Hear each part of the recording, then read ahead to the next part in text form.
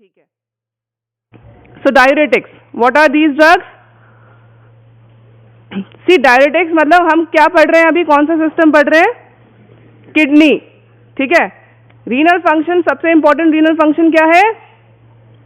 Production of urine which detoxifies the body, right. तो those drugs like kidney में drugs क्या कर सकती हैं? रीनल फिजियोलॉजी में क्या ड्रग्स ऑल्टर कर सकती हैं? तुमने रेनिन, एंजियोटेंसिन, एल्डोस्टेरोन सिस्टम अभी पढ़ लिया है? क्लास हो गई है? नहीं हुई है? ओके. सो कार्डियोवैस्कुलर अभी हुआ ही नहीं है, हम डायरेटिक्स पर हैं, इसके बाद कार्डियोवैस्कुलर करेंगे. ठीक है, नो प्रॉब्लम. सो चलो ठीक है, let's not discuss that. Diuretics straight away बोल देते हैं. These are those drugs which are going to act on kidney obviously because we are reading the renal system right now, and they are going to increase the, what is written, increase the sodium and water loss in urine. ठीक है. So ऐसी drugs बहुत simple है. These are the simplest type of drugs because इनका action एक ही है, straight away. They will act in the kidney. Kidney में हम बात करेंगे अभी डिफरेंट ट्यूब्यूल्स की, that you already know. We know that glomerulus एक टफ्ट होता है, वी नो. उसके साथ फिर पीसीटी अटैच्ड स्टार्ट होता है, उसके बाद फिर क्या होता है? लूप ऑफ हेनले, फिर DCT, then collecting ducts. We know these are the different parts of renal tubules. ठीक है. तो डायूरेटिक्स वो ड्रग्स हैं, बहुत सिंपल सी बात है कि ये ड्रग्स इन्हीं ट्यूब्यूल्स में कहीं एक्ट करेंगी एंड अल्टीमेटली इवेंचुअली ये सारे डायरेटिक्स क्या करेंगे? They will increase the production of, increase the loss of water and sodium. Production of urine तो नहीं कहेंगे बिकॉज नॉर्मली भी किडनी यूरिन ही प्रोड्यूस कर रही है. ठीक है. तो जितना वॉल्यूम यूरिन बनता है normally, these drugs are going to increase the volume. Not just increase the volume by increasing water loss but also loss of sodium. Am I clear? ठीक है. ये this is just a recap. आप physiology में बहुत अच्छे से आपने पढ़ा होगा. I am just showing this so that you can just again इसको वापस तुम्हारे दिमाग में ये वापस से कंसोलिडेट हो जाए. सो वी ऑल नो जब रीनल ब्लड फ्लो से ब्लड आता है, ट्यूब्यूल्स होते हैं, ग्लोमेरुलस होता है सबसे पहले, है ना. So afferent and efferent arterioles होते हैं. We all know that. Afferent arterioles are bringing blood which gets filtered in the glomerulus. Isn't it? क्या क्या फिल्टर हो जाता है ग्लोमेरुलस में? Everything except proteins, as simple. Please come. Isn't it? Everything that can cross the cell membrane, the plasma membrane, that will be filtered. We know protein have a large molecular weight, large structure, complex structure, they cannot be filtered. So all the blood components except proteins, and proteins के साथ कुछ भी अगर bound है तो, है ना, तो वो सब फिल्टर होके ग्लोमेरुलाई में आ गया, वो ट्यूब्यूल में आ जाएगा. ठीक है. ये अभी फिजियोलॉजी ही चल रही है, ये कुछ एड ऑन इन्फॉर्मेशन नहीं है. ठीक है. ग्लोमेरुलाई से all that filtrate enters the PCT, proximal convolutive tubule. ठीक है. यहां पे क्या होगा? कुछ रीएब्जॉर्प्शन होगा. ऐसा क्यों? सो if you can recollect, most of the blood component is filtered. अगर वो सारा ही यूरिन में एक्सक्रीट हो गया तो फिर ब्लड में बचेगा क्या? सो हमने जो फिल्टर किया है ग्लोमेरुलाई से, उसको वापस हमें रीएब्जॉर्ब करना है. सो 99% of the glomerular filtrate is reabsorb back into the vascular system. तो वो रीएब्जॉर्ब कैसे हो रहा है? It is taking place in these different tubules.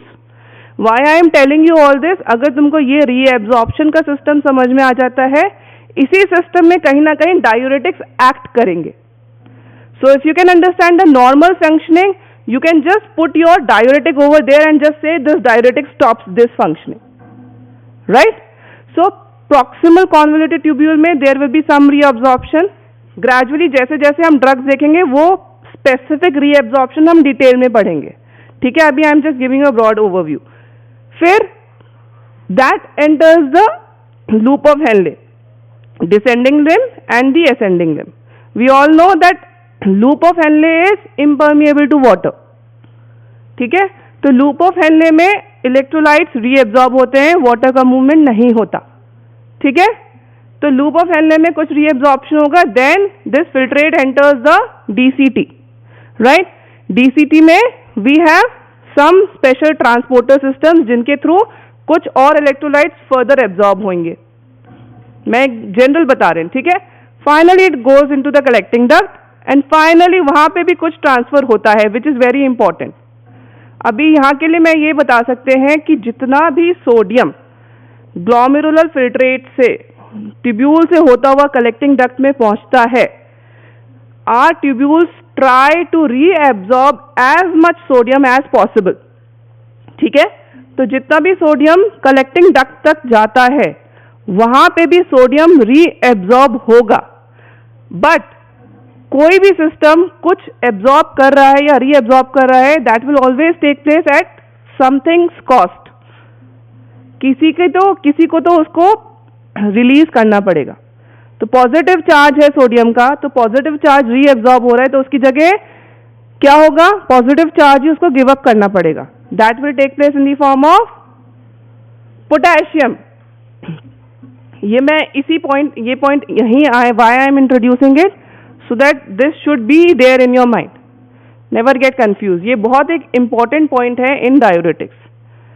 ठीक है, जितना सोडियम आपके कलेक्टिंग डक्ट में पहुंच रहा है, your collecting duct is going to try to reabsorb as much as possible. जितना सोडियम रीएब्जॉर्ब वो करेगा ही, उतना ही उसके एक्सचेंज में पोटेशियम को सिक्रीट करेगा. So body is going to lose potassium, right. ठीक है, यहां तक इतना याद रह पाएगा. अब ड्रग्स देख लेंगे, then we will understand each and every mechanism in detail, right. So first let's see what the drugs are in diuretics. Like diuretics is just a class of drugs. What do we have in this class? We have high ceiling diuretics, that we also say they are the loop diuretics. अब loop diuretics हैं तो इसका मतलब ये diuretics कहाँ पे काम करेंगी? See, थोड़ा सा common sense भी थोड़ा सा use कर लो. Loop diuretics, if I am saying loop diuretics मतलब लूप ऑफ Henle, सिंपल. ठीक है, so we have the first class of diuretics as high ceiling diuretics और the loop diuretics. High ceiling क्यों बोल रहे हैं? हाई सीलिंग, सीलिंग जितनी high है ऑस्मोलैरिटी नहीं. अगर तुमने डोज रिस्पॉन्स कर्व शायद अगर याद हो जनरल फार्माकोलॉजी में कभी पढ़ा हो कि जैसे जैसे हम किसी भी ड्रग की डोज इंक्रीज करते हैं वैसे वैसे उस ड्रग का रिस्पॉन्स बढ़ता जाता है.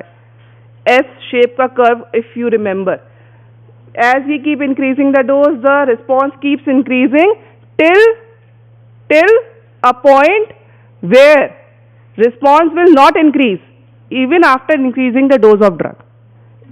याद आया? एस शेप का ऐसे आता है सिग्मोइड शेप का कर्व, और जो पीक होती है जहां प्लेट्यू फॉर्म हो जाता है कि हम ड्रग की डोज अगर इंक्रीज करते भी रहेंगे तो भी रिस्पॉन्स आगे इंक्रीज नहीं होगा. That is the maximal response. मतलब हम सीलिंग, छत पे पहुंच गए, ड्रग की एफिकेसी की छत पे पहुंच गए. मतलब ये एक छत हो गई मेरे इस एलटी की, इसके ऊपर आप नहीं जा सकते हो while staying in this hall, right. So this is the ceiling. So loop diuretics have, they are also called high ceiling because they have highest efficacy. They have the maximum diuretic effect. They will cause maximum loss of water and maximum loss of sodium as compared to any other diuretic in this other diuretic drug. Am I clear? इसमें कौन सी drug आती है? Please read. Furosemide. Furosemide is one very important drug. अब आप आज की class के बाद जब कार्डियोवास्कुलर सिस्टम स्टार्ट करेंगे देन यू विल रियलाइज कि जब आप हार्ट फेलियर पढ़ेंगे, हाइपरटेंशन पढ़ेंगे, उसमें furosemide has got very important role. Even diuretics, all diuretics have very important role. ठीक है, so high ceiling diuretics are also called loop diuretics because they are acting in the loop of Henle. And उसमें important drug कौन सी है? Furosemide. अच्छा, इसमें bracket में क्या लिखा है फ्यूरोसेमाइड के नीचे? Frusemide. So don't get confuse, both the names are correct. ऐसा नहीं है कि furosemide is right and frusemide is wrong. They are two different nomenclatures, ठीक है, मतलब based upon the language we are following, but the both the names are correct, spellings are correct, ठीक है। और कौन सी ड्रग्स आती हैं इसमें? ब्यूमेटामाइड एंड टॉर्सिमाइड, ठीक है। फिर नेक्स्ट क्लास ऑफ डायरेटिक है मीडियम एफिकेसी। मीडियम एफिकेसी से ही नाम आता है कि ये डायरेटिक्स हैं, ये डायूरेसिस करेंगी, बट इनकी एफिकेसी लूप डायरेटिक्स से कम होगी, right. Where are they going to act? मैं साथ साथ एक्चुअली मैं क्लासिफिकेशन दोनों ही तरीके से I am telling you, based upon the efficacy also and based upon the site of action also, ठीक है। These medium efficacy diuretics, they act on DCT, ठीक है, distal convoluted tubule। DCT पे एक important transporter होता है जिसको बोलते हैं sodium chloride symporter. What is it? Sodium chloride See, if you are not able to follow anywhere ना, please interrupt me, ठीक है। सोडियम क्लोराइड सिम्पोर्टर, ठीक है।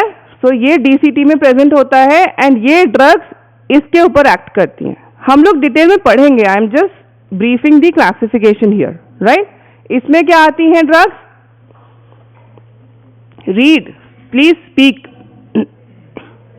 हाइड्रोक्लोरोथायाजाइड, हाइड्रोफ्लूमथायाजाइड, बेंजथायाजाइड, फिर दिख रहा है ना, क्लोरथैलिडोन, मिथाडोन, मिटोलाजोन, जिपामाइड, इंडेपामाइड, ये सारे इनको हम बोलते हैं थायाजाइड डायूरेटिक्स, ठीक है। Thiazide diuretics, these are the medium efficacy diuretics, they will act in DCT। I am repeating this again and again, ठीक है। फिर आती है तुम्हारी third class of diuretics which are weak diuretics। Their diuretic property is weak, their potency is weaker than the medium efficacy, so diuresis will be mild, ठीक है। small amount of volume will be lost, small amount of sodium will be lost, but still they carry their own importance, right। ये drugs as an adjuvant use करते हैं, आ जाओ, ठीक है। we use these drugs as adjuvant because diuretic action तो बहुत strong नहीं है, लेकिन डायरेटिक एक्शन के साथ इनके पास कोई एक बहुत अच्छा एक्शन है that we want, and that good action is not seen with the other diuretics.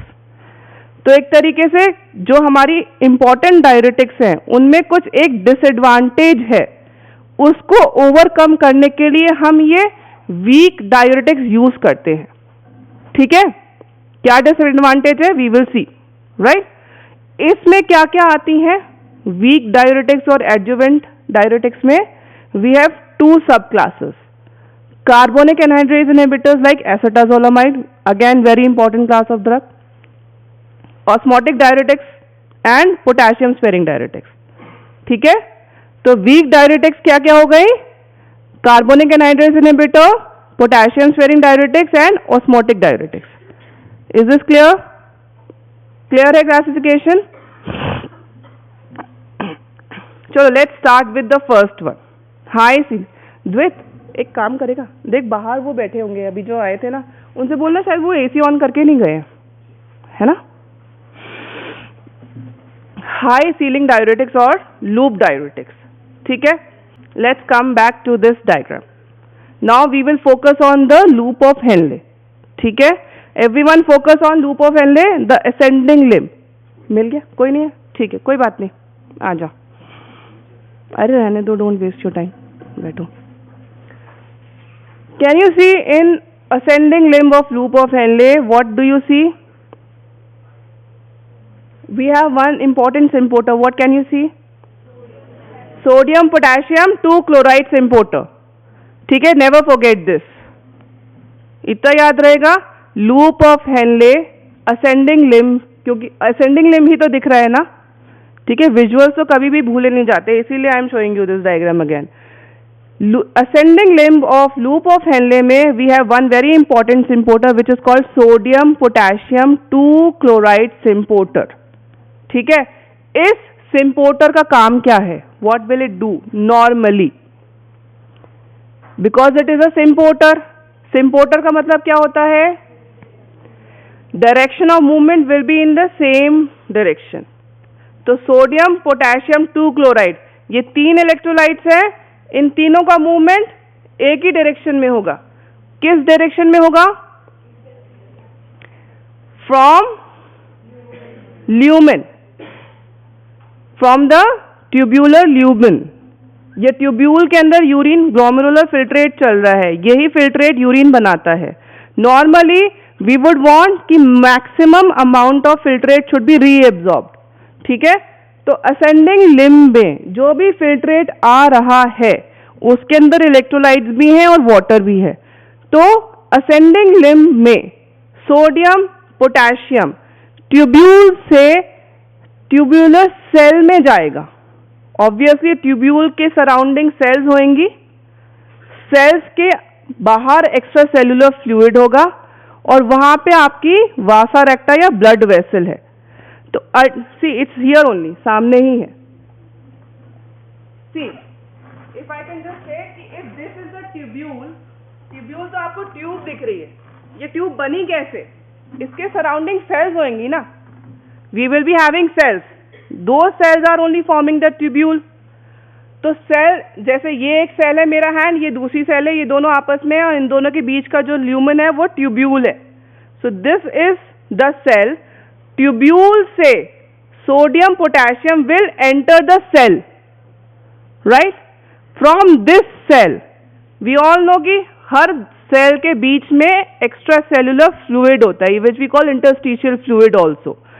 From this cell जो भी सोडियम पोटेशियम क्लोराइड एब्जॉर्ब हुआ वो इंटरस्टिशियल फ्लूइड में आएगा. And from this interstitial fluid if you can see the blood vessels, the vasa recta, वहां से finally this electrolyte will reach back the blood जहां से वो आया था. Am I clear?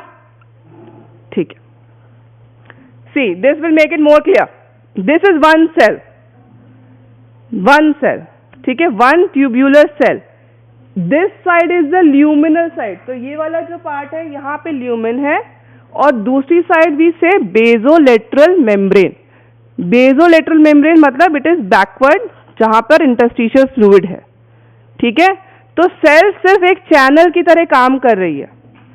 Cell is only making a road या pathway for electrolytes to move from tubule into the blood vessel.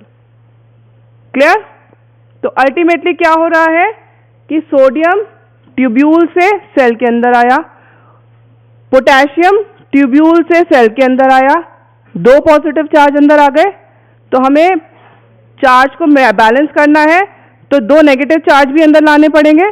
तो 2 chloride will also come from tubule into the cell. यहां तक clear है? सिंपल सिंपल सिम्पोर्टर है. Sodium potassium 2 chloride symporter normally इन तीनों चीजों को रीएब्सॉर्ब कर रहा है ट्यूब्यूल से सेल के अंदर. ठीक है, इसके आगे का I am not telling you, this is not for you, but with you can actually just see if you can understand. अगर नहीं तो later on I will tell you. PG के लेवल पे तुम्हें आगे का भी ट्रांसपोर्ट पता होना चाहिए, राइट? तो लूप डायूरेटिक्स क्या करती हैं? They simply inhibit the sodium potassium 2 chloride symporter. Simple बात है. सोडियम पोटेशियम 2 क्लोराइड सिम्पोर्टर को इनहिबिट कर देगी लूप डायूरेटिक, मतलब कि फ्यूरोसमाइड. तो व्हेन इट इनहिबिट्स दिस सिम्पोर्टर तो क्या होगा? ल्यूमेन में ही सोडियम रह जाएगा, ल्यूमेन में ही पोटेशियम रह जाएगा, ल्यूमेन में ही क्लोराइड, रीएब्सॉर्ब नहीं होगा. Got it? That's how loop diuretics are causing loss of sodium, right? And क्योंकि ल्यूमेन में इलेक्ट्रोलाइट ज्यादा है तो जब ये आगे बढ़ेंगे डीसीटी में या कलेक्टिंग डक्ट में जाएंगे तो उसको ऑस्मोलैरिटी क्योंकि ज्यादा हो गई, इलेक्ट्रोलाइट ज्यादा है, तो water will also go into the tubule. इसी की वजह से वाटर लॉस भी ज्यादा हो गया. Understood? So this is the mechanism of action of loop diuretics. If you remember मैंने शुरू में ये बोला था कि कलेक्टिंग डक्ट में जितना सोडियम जा रहा है वहां पे वो रीएब्सॉर्ब तो हो जाएगा लेकिन उसकी जगह पोटेशियम का लॉस होगा. तो लूप डायूरेटिक्स क्योंकि मैक्सिमम लॉस करती है सोडियम का, ठीक है, तो क्या कॉन्सिक्वेंस हो सकता है, क्या डिसएडवांटेज होगा इसका? हाइपोकैलीमिया होएगा, क्योंकि ट्यूब्यूल में जितना सोडियम रिटेन हुआ वो कलेक्टिंग डक्ट में जाके रीएब्जॉर्ब तो होगा लेकिन पोटेशियम का लॉस कराएगा, तो बॉडी में हाइपोकैलीमिया होता है because of loop diuretics. Is this clear? Very good. So this was the mechanism of action of loop diuretics. I have already told you it has maximum efficacy, it has high ceiling effect. जैसे जैसे हम dose increase करते हैं वैसे वैसे हमें response diuresis increase होता दिखता है। ऑनसेट इस ड्रग का onset of action is very quick, इसीलिए कुछ इमरजेंसीज में हम यूज करते हैं। कौन सी इमरजेंसी है? We will see in the uses. Okay, ठीक है। लूप डायरेटिक्स हम पैरेंटली भी दे सकते हैं, इमरजेंसी है तो पैरेंटली देंगे, ओरली भी दे सकते हैं, but oral bio availability loop diuretics की पुअर है। ठीक है, सिंपल है, यहां तक फैक्ट्स आर वेरी सिंपल, कुछ भी कॉम्प्लिकेटेड नहीं है। एक फैक्ट और है लूप डायरेटिक्स का, ठीक है, इसको थोड़ा ध्यान से सुन लो। अगर प्रोस्टाग्लैंडिन्स याद हैं तो प्रोस्टाग्लैंडिन्स किडनी में, ठीक है, प्रोस्टाग्लैंडिन्स किडनी में भी सिंथेसाइज हो रहे होते हैं, प्रोड्यूस होते हैं, वहां पे क्या करेंगे? What is the action of prostaglandin on blood vessel? अगर इन जनरल पूछें तो थ्रोम्बोक्साइन नहीं, प्रोस्टाग्लैंडिन जी की बात करते हैं, prostaglandin GIE। Thromboxane causes vasoconstriction, rest other prostaglandins cause vasodilation. Please don't forget this, ठीक है। सो किडनी में, in kidney prostaglandins has very important function. Kidney में प्रोस्टाग्लैंडिन्स प्रोड्यूस होते हैं, सिंथेसाइज होते हैं, and they cause vasodilation, renal vasodilation करते हैं, and because of this they increase और improve the renal blood flow. ठीक है, नॉर्मल पर्सन में तो कोई इतना सिग्निफिकेंट नहीं है, but if somebody is having some renal failure, ठीक है, अक्यूट है कि क्रॉनिक है, जिसमें रीनल फंक्शनिंग ऑलरेडी इम्पेयर्ड है, वहां ये फैक्ट बहुत इंपॉर्टेंट रोल प्ले करता है। ठीक है, तो रीनल फंक्शनिंग इंप्रूव होती है because of prostaglandins, because they cause an improvement in the renal blood flow, and it has been observed that loop diuretics, ठीक है, they have been found to increase prostaglandin synthesis in kidney and blood vessels, other parts in the circulation। ठीक है, ये fact याद रह सकता है। Loop diuretics increases prostaglandin synthesis in our vascular system। ठीक है, तो किडनी में क्या करेगा loop diuretics? It will improve the renal blood flow. Venous system को डायलेट करता है, तो वीनस रिटर्न कम होगी कि ज्यादा होगी? Venus return will be less, right? नहीं समझ में आ रहा? नहीं आ रहा? अब हम हार्ट तक पहुंच गए हैं, ये इंपॉर्टेंट है, ये आगे भी हार्ट फेलियर में काम आएगा। अगर समझ पा सकते हो तो बहुत अच्छी बात है। कार्डियक फंक्शनिंग हमें पता है, left side of the heart is going to eject oxygenated blood, left ventricle will push blood into the aorta, and right part of the heart is receiving blood, है ना? So right atria is receiving blood from the vena cava, सबको पता है। So that is called venous return। Body से सारा deoxygenated blood collect होके vena cava के through right atria में आ रहा है, ठीक है, तो वो भी कुछ प्रेशर लेके आता है, it is also bringing some pressure. तो वेनस सिस्टम अगर टोन्ड होगा, कॉन्ट्रैक्ट करेगा, टोन्ड होगा, तो वीनस रिटर्न ज्यादा होगा, ठीक है, फोर्स ज्यादा लगेगी, blood will go more into the heart.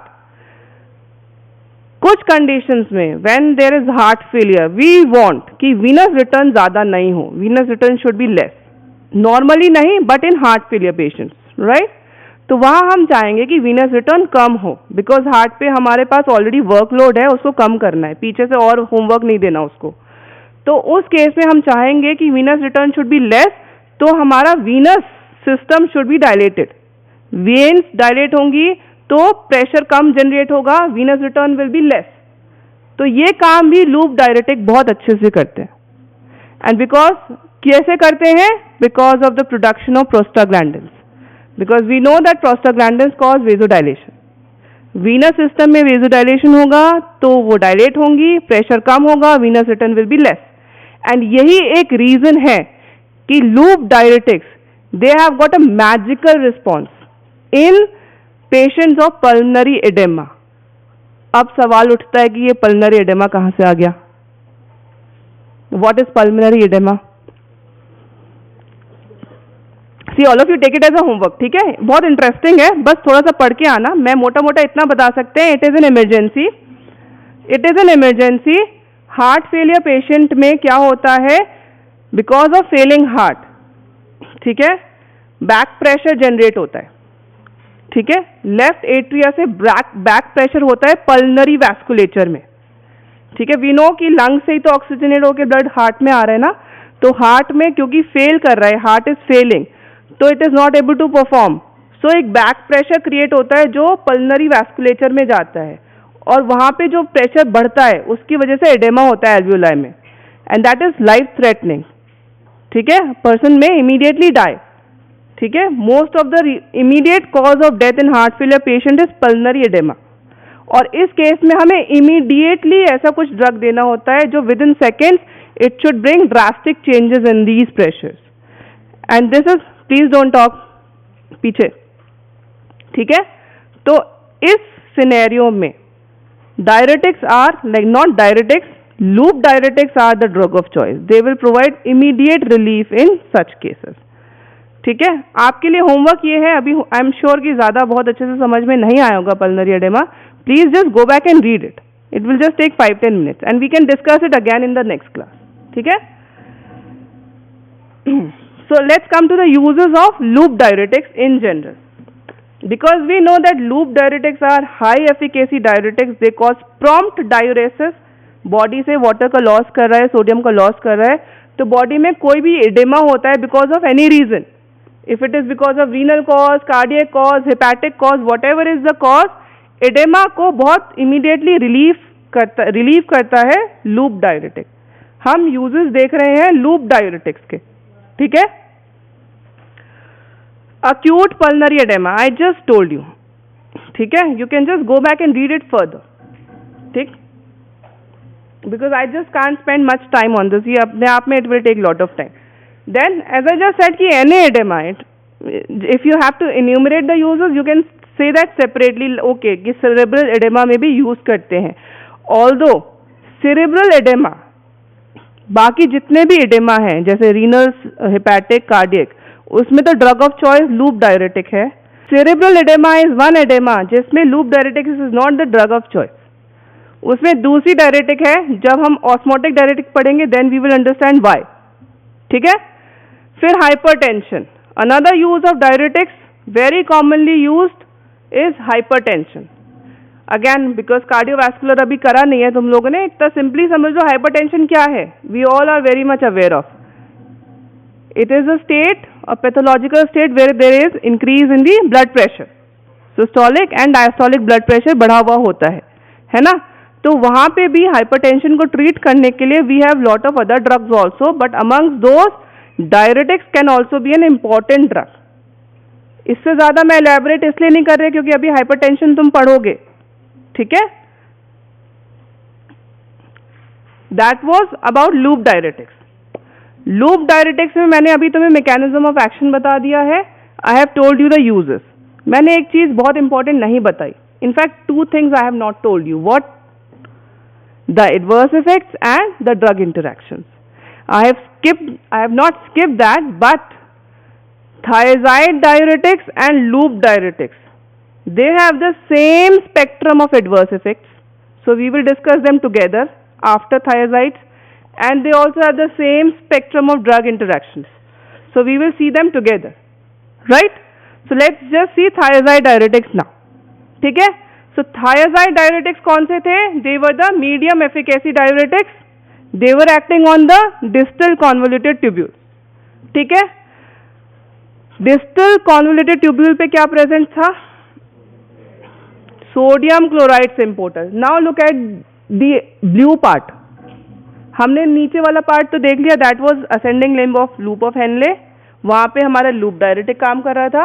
अब हम उसके नेक्स्ट पार्ट पे आ जाते हैं, डिस्टल कॉन्वोल्यूटेड ट्यूब्यूल, जहां पे हमारा थायजाइड डायरेटिक्स काम करते हैं। वहां पे हमारे पास है सोडियम क्लोराइड सिम्पोर्टर, जैसे हमने लास्ट सिम्पोर्टर पढ़ा था, sodium chloride sodium potassium 2 chloride. तो सिमिलरली ये सिम्पोर्टर भी वही काम करेगा। It will also cause reabsorption of sodium and reabsorption of chloride.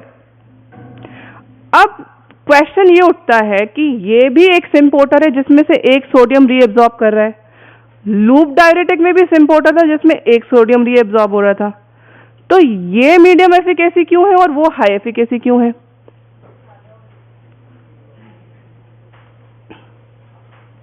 दोनों के दोनों ही रीएब्जॉर्प्शन इनहिबिट कर रहे हैं सिम्पोर्टर के थ्रू, है ना? तो ये ऐसा क्या है कि भाई why is this medium efficacy it is not as good as loop diuretic? Why?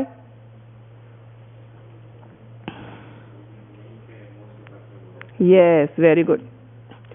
जब तक डिस्टल कॉन्वोल्यूटेड ट्यूब्यूल में यूरिन ट्यूब्यूलर फिल्ट्रेट पहुंच रहा है, उसके पहले ही most of the sodium is reabsorbed. तो कम सोडियम पहुंचेगा डीसीटी में तो कम ही तो रीएब्जॉर्ब होगा। As compared to loop of Henle, वहां पे ज्यादा सोडियम लोड है, जितना लोड ज्यादा है उतना ही वो रीएब्जॉर्ब कर लेगा। जब तक डीसीटी में पहुंचता है, इट्स एज सिंपल जैसे अगर कोई यहाँ पे आता है, he has brought 100 bottles of water, जो यहाँ बैठा होगा उसके पास 100 बॉटल्स का एक्सपोजर है कि उसका टैलेंट कितना है कितनी बॉटल्स को उठाने का। बाय द टाइम वो बेचारा कार्ट पीछे तक पहुंचेगा तो उसके पास हार्डली 10 बॉटल्स बचती हैं। अगर आप अपना मैक्सिमम बेस्ट पॉसिबल एफर्ट भी करोगे तो you can only take 10 bottles, but आगे वाला हो सकता है 15, 20, 30 ले ले, क्योंकि he has got more exposure of the bottles. It's like that. So we have more sodium in the ascending limb, so that's why more can be reabsorbed. By the time it reaches DCT, most of the sodium or most of the electrolytes are already reabsorbed in the PCT in the loop of Henle. तो कम पहुंच रहा है इसलिए कम reabsorb हो रहा है, ठीक है? That's why it is medium efficacy because of its site, right? जैसा मैंने पोटेशियम के लिए तुमको लूप डायरेटिक्स में बताया था, same holds true for thiazide diuretics also, because it is inhibiting sodium reabsorption. तो ट्यूब्यूल्स के अंदर सोडियम का लोड ज्यादा है, तो यही ज्यादा सोडियम का load not as much as compared to loop, but फिर भी है, नॉर्मल से ज्यादा है। इट रीचेस कलेक्टिंग डक्ट, तो collecting duct will try to reabsorb sodium in exchange of potassium. So thiazide diuretics also cause hypokalemia. See, hypokalemia is one very disturbing, very serious side effect of diuretics. Please remember. ठीक है?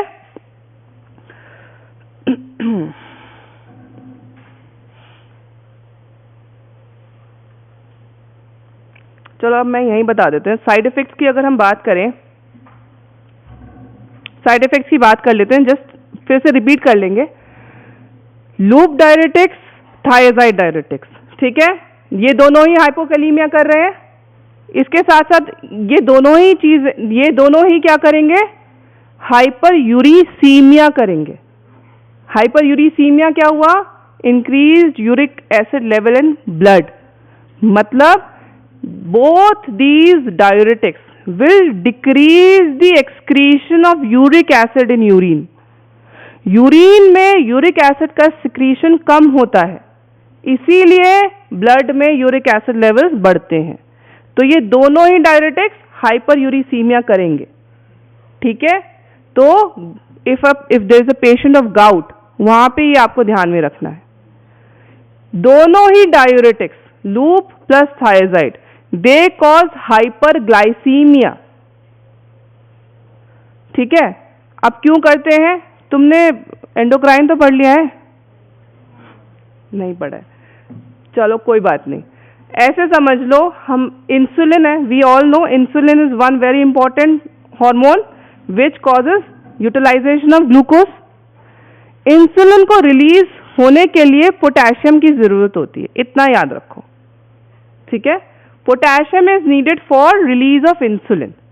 अब connect कर सकते हो, loop diuretics, thiazide diuretics hypokalaemia कर रहे हैं, they are causing decrease potassium level in body.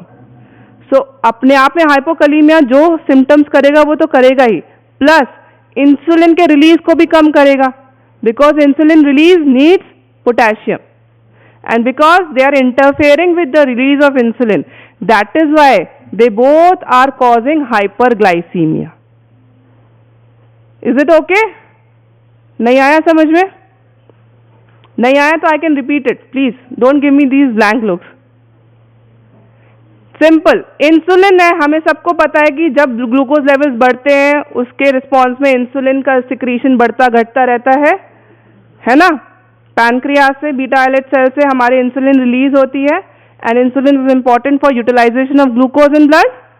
ठीक है, इंसुलिन के रिलीज के लिए आप जब डायबिटीज पढ़ोगे तो आप पूरा सिस्टम मैकेनिज्म डिटेल में पढ़ोगे, बट उसका सारांश समझ लो कि potassium is required for the release of insulin. Okay, तो अगर पोटेशियम कम है तो इंसुलिन का रिलीज भी कम होगा, इंसुलिन का रिलीज कम होगा, ग्लूकोज का यूटिलाइजेशन नहीं होगा, ग्लूकोज यूटिलाइजेशन नहीं हुआ तो मतलब हाइपरग्लाइसीमिया हुआ।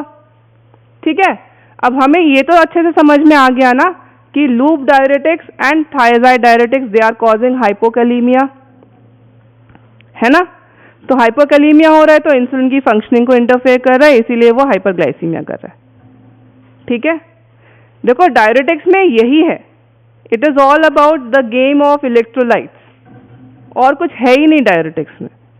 तो ट्राई टू अंडरस्टैंड इट।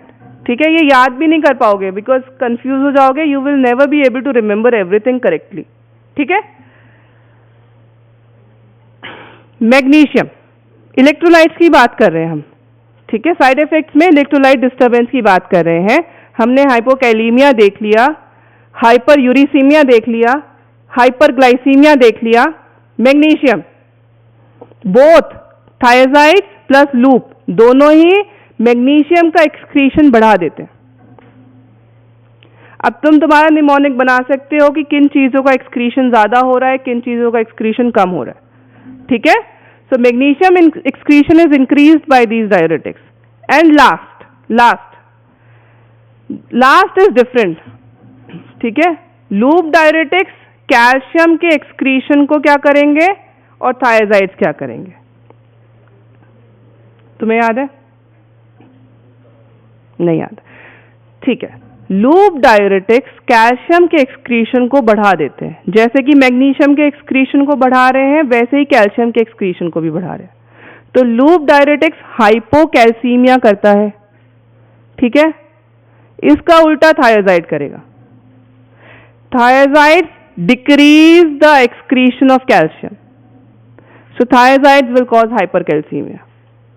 ठीक है, ये सारे इलेक्ट्रोलाइट डिस्टर्बेंसेस अब जाके कंप्लीट हुए हैं। These are the adverse effects of these diuretics. Understood? Now let's come back to thiazides. Anyone having any doubt so far? Hyperuricaemia क्यों हो रहा है? Because it's, see, these diuretics are playing with our sympoters. Symporter system है ना tubules में। मैंने तो तुम्हें सिर्फ straight away to the point बताए हैं कि सोडियम पोटेशियम क्लोराइड को इफेक्ट कर रहा है, तो सिर्फ सोडियम का डिस्टर्बेंस है, but it is not just sodium. इनके साथ यूरिक एसिड के सिक्रीशन एंड रीएब्जॉर्प्शन भी रिलेटेड होता है। ठीक है, तो when we are causing a disturbance in sodium reabsorption, disturbance in sodium secretion, that is disturbing the other electrolytes reabsorption and secretion also. ठीक है, why we don't discuss it in detail? Because it's first thing not required at your level, and then it becomes very complicated. So I have just given you the conclusion कि loop diuretics and thiazides, they interfere with the secretion of uric acid in urine. That is also taking place through these transporters only. And because secretion कम कर रहा है इसीलिए hyperuricemia हो रहा है, body में यूरिक एसिड रिटेन हो रहा है। ठीक है, let's come back to the uses of thiazides. Same है क्योंकि एक्शन सेम है, it is a diuretic, so we will use it in oedema also, but because its efficacy is lesser then furosemide, so mild to moderate cases of oedema में हम इनको use कर सकते हैं। Severe case है तो loop diuretic को use करेंगे, ठीक है। दूसरी बहुत इंपॉर्टेंट फैक्ट है, हम लोगों ने अच्छे से समझा था कि loop diuretics renal blood flow को इम्प्रूव करता है, ठीक है। तो यदि किसी पेशेंट को रीनल फेलियर है and he is having oedema, ठीक है, तो there we will prefer to use a loop diuretic, we will not use thiazides, because thiazides are not improving the renal vasculature system. Thiazides are not improving the renal blood flow. So if somebody is having renal failure, so thiazides will be of no help. Loop diuretics will be of help because एक तो वो edema से relieve करेगा diuresis करके, दूसरा kidney की functioning improve कर रहा है because of improving the renal blood flow. Please remember this. Maybe तुम्हारे PG में नीट में एग्जाम में कभी कभी आ जाता है, they just add this. In a case of renal failure, which diuretic will you use? Thiazide and loop, बाकी भी होंगी, तो you can logically देखें तो दोनों ही diuretic हैं, you may get confused कि दोनों कर सकते हैं, but we don't use thiazides, we use loop, ठीक है। Hypertension again just like that, जो हम लोगों ने loop diuretics में पढ़ा था कि blood pressure को कम करने के लिए हम लोग diuretics use करते हैं। थायजाइड लेकिन ड्रग ऑफ चॉइस होती है as compared to loop diuretics, because hypertension में हम नहीं चाहेंगे कि बहुत ज़्यादा डायूरेसिस हो, मॉडरेट डायूरेसिस चाहिए कि थोड़ा बहुत ब्लड प्रेशर जो बढ़ा है वो थोड़ा बहुत रिलीव हो जाए, तो उतना हमें थायजाइड से अचीव हो जाता है। So that is why thiazides are the drug of choice for treating hypertension. Loop diuretics may be given but they are not the drug of choice, they are not the first line drugs, ठीक है। Diabetes इंसिबिटर्स, ये हम ADH पढ़ेंगे कल, ठीक है, वहां पे मैं इसको अच्छे से डिस्कस करेंगे, ठीक है। एडवर्स इफेक्ट्स जो मैंने ऑलरेडी डिटेल कर दिया, I am just enumerating it, you can just see, we will just go through it very fast. Hypokalaemia मैंने अच्छे से समझाया है, लूप डायरेटिक्स थायजाइड्स दोनों के साथ हाइपोकैलीमिया होगा, जितना सोडियम कलेक्टिंग डक्ट में जा रहा है उतना ही पोटेशियम लॉस होएगा, ठीक है। So you have to be really very careful when you are using diuretics, always you know keep a close watch on the potassium levels, ठीक है। And if you feel, if you obviously potassium levels will decline, तो you have to always provide potassium supplements along with your diuretic therapy, ठीक है। Acute saline depletion, अगर हम loop diuretics use कर रहे हैं फॉर एनी इंडिकेशन और हमने ओवर एंथुजियाज्म में बहुत ज्यादा इनिशियली बहुत हाई डोज दे दी कि हमने बहुत क्विक डायूरेसिस कराई, तो क्या होगा, एकदम इमीडिएट, एक तो होता है कि ग्रेजुअल डिक्लाइन हो रहा है, ग्रेजुअल करेक्शन हो रहा है, gradual correction of volume, gradual correction of electrolyte imbalance. अगर हमने इलेक्ट्रोलाइट इम्बैलेंस को बहुत प्रॉम्प्टली एंड बहुत क्विकली करेक्ट किया, that is also not good, because our cells are not able to adapt to such drastic and sudden change in the electrolyte levels. So electrolyte correction has to be always gradual, ठीक है। ऐसा नहीं कि बहुत ज़्यादा disturbed electrolyte levels है, हम चाहेंगे कि तुरंत विद इन सेकेंड इसको करेक्ट कर दें, ऐसा नहीं, हमें ग्रेजुअली करना होता है। नहीं करेंगे तो we may land up into acute saline depletion, acute sodium loss, ठीक है। Dilutional hyponatraemia, these are just terms, right, these are the named side effects, है वही जो वी हैव ऑलरेडी रेड, ठीक है। GIT disturbances are just nausea, vomiting, diarrhea, that's your favorite, that you just fit in every drug, ठीक है। Hearing loss never forget, because and this is seen with loop diuretics. Again cause वही है, because loop diuretics are causing electrolyte loss. Body तो पूरी एक ही है ना, kidney से तो लॉस हो ही रहा है, हमारे एंडोलिम्फ भी है, ईयर में, ऑक्यूलर सिस्टम में भी it causes disturbance in the electrolyte levels, ठीक है। Because of that disturbance person में suffer from hearing loss. Ototoxicity is very commonly seen with loop diuretics, ठीक है। ये इंपॉर्टेंट क्यों है कि लूप डायरेटिक्स अगर हमने किसी और ऑटोटॉक्सिक ड्रग के साथ दे दी तो परमानेंट हियरिंग लॉस हो सकता है, ठीक है। Allergic manifestations, you all know very well, allergy हो सकती है, एंड एलर्जी का स्पेक्ट्रम कुछ भी हो सकता है। I think somebody else wants to go out, ठीक है। Hyperuricemia, I have already told. Hyperglycemia, उसके साथ हाइपरलिपिडेमिया भी हो जाता है, एंड मैग्नीशियम डिप्लीशन, ठीक है। Interactions I will just read, you can just correlate, ठीक है। पहला है thyroids and high ceiling diuretics potentiate all other anti hypertensive, because ये डायरेटिक्स भी एंटी हाइपरटेंसिव इफेक्ट शो करते हैं। तो इफ हम इनको किसी और एंटी हाइपरटेंसिव के साथ यूज करेंगे तो एडेड इफेक्ट आते हैं, सिनर्जिस्टिक इफेक्ट आएगा, ठीक है। That can be useful also, that can be harmful also, depending upon कितना आपने करेक्शन करना है। फिर आता है हाइपोकलीमिया।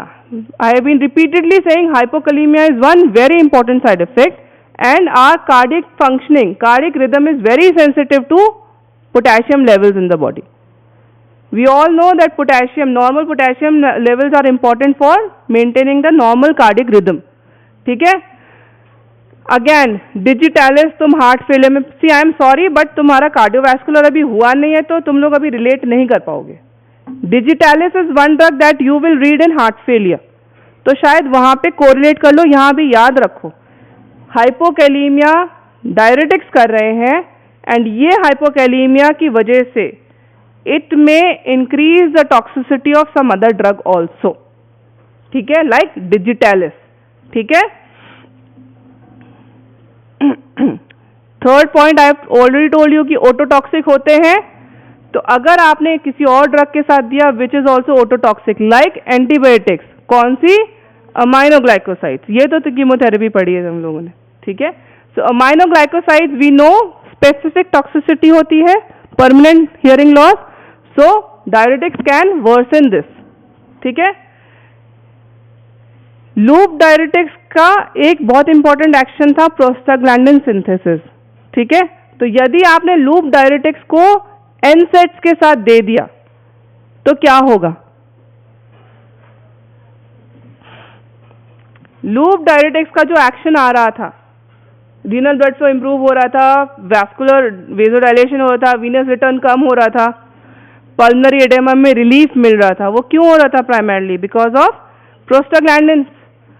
अब प्रोस्टाग्लैंडिन की सिंथेसिस अगर बंद कर दोगे तो क्या ये इफेक्ट आएगा? तो if you are using loop diuretics along with NSAIDs, so the efficacy, the potency of इसके इफेक्ट्स ब्लंट हो जाएंगे। Loop diuretics will not be able to show its effects, ठीक है, जो प्रोस्टाग्लैंडिन मीडिएटेड इफेक्ट्स थे, not the diuresis but the vasodilation, ठीक है।